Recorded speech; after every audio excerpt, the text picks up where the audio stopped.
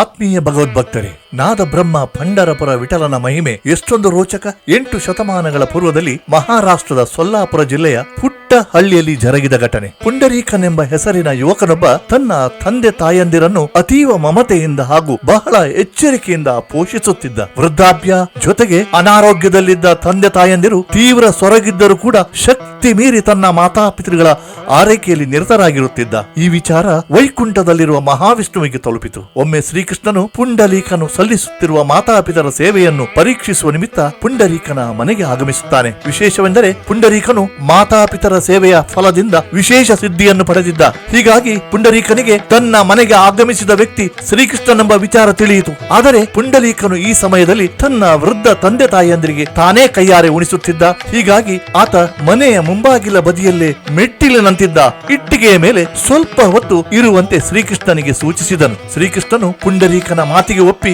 ಬಾಗಿಲ ಬಳಿಯಲ್ಲೇ ಇಟ್ಟಿಗೆ ಮೇಲೆ ಕಾಯುತ್ತಾ ನಿಂತನು. ಪುಂಡರೀಕನು ತಂದೆ ತಾಯಿಗೆ ಉಣಿಸಿ ಅವರನ್ನು ಮಲಗಿಸಿದ ನಂತರ ಓಡುತ್ತಾ ಬಾಗಿಲ ಬಳಿ ಬಂದು ತನಗಾಗಿ ಕಾಯುತ್ತಿದ್ದ ಶ್ರೀಕೃಷ್ಣನನ್ನು ಕಂಡು ಸಂತಸದಿಂದ ಆತನ ಪಾದಗಳಿಗೆ ಸಾಷ್ಟಾಂಗ ಪ್ರಣಾಮಗಳನ್ನು ಸಲ್ಲಿಸಿ ಕೈ ಪಿಡಿದು ಕ್ಷಮೆಯಾಚಿಸಿದನು. ಆದರೆ ಶ್ರೀಕೃಷ್ಣನು ಪುಂಡರೀಕನ ನಡತೆಯ ಬಗ್ಗೆ ಒಂದಿಷ್ಟು ಸಿಟ್ಟಾಗಲಿಲ್ಲ. ಬದಲಿಗೆ ಪುಂಡರೀಕನು ಮಾತಾಪಿತರ ಸೇವೆಯನ್ನು ದೇವರ ಪೂಜೆ ಎಂದು ಭಾವಿಸಿ ಭಕ್ತಿ ಭಾವದಿಂದ ಆರಾಧಿಸುವುದನ್ನು ಕಂಡು ಆನಂದಪಟ್ಟನು. ಪುಂಡರೀಕನಿಗೆ ಶ್ರೀಕೃಷ್ಣನು ಅಂದನು, ನೀನು ಸಲ್ಲಿಸುತ್ತಿರುವ ಮಾತಾಪಿತರ ಸೇವೆಯನ್ನು ಕಣ್ತುಂಬಿಸಿಕೊಳ್ಳುವ ನಿಮಿತ್ತ ಇಲ್ಲಿಯವರೆಗೆ ಬಂದಿದ್ದೇನೆ. ನೋಡಿ ಸಂತೋಷಪಟ್ಟಿದ್ದೇನೆ, ವಿನಃ ಕಿಂಚಿತ್ತೂ ಬೇಸರವಿಲ್ಲ. ನಿನ್ನ ಸೇವೆಗೆ ಏನು ವರವನ್ನು ಕರುಣಿಸಲು ಎಂದು ಶ್ರೀಕೃಷ್ಣನು ಪುಂಡರೀಕನನ್ನು ಕೇಳಿದನು. ಶ್ರೀಕೃಷ್ಣನ ಪ್ರೀತಿ ಔದಾರ್ಯದ ಮಾತಿಗೆ ಭಾವಪರವಶನಾದ ಪುಂಡರೀಕನು ಶ್ರೀಕೃಷ್ಣನ ಪಾದ ಕಮಲಗಳಿಗೆ ಎರಗಿ ಕೇಳಿದನು. ಏನೆಂದರೆ, ನೀನು ಇದೇ ಸ್ಥಳದಲ್ಲಿ ಇಲ್ಲೇ ನನ್ನ ಮನೆಯಲ್ಲೇ ಇರಬೇಕು ಎಂದು ಭಕ್ತಿ ಪೂರ್ವಕವಾಗಿ ಬೇಡಿಕೊಂಡನು. ಶ್ರೀಕೃಷ್ಣನು ಅಸ್ತು ಎಂದು ಪುಂಡರೀಕನಿಗೆ ಅನುಗ್ರಹಿಸಿ ಅದೃಶ್ಯನಾದನು. ಆ ಕ್ಷಣವೇ ಅದೇ ಸ್ಥಳದಲ್ಲಿ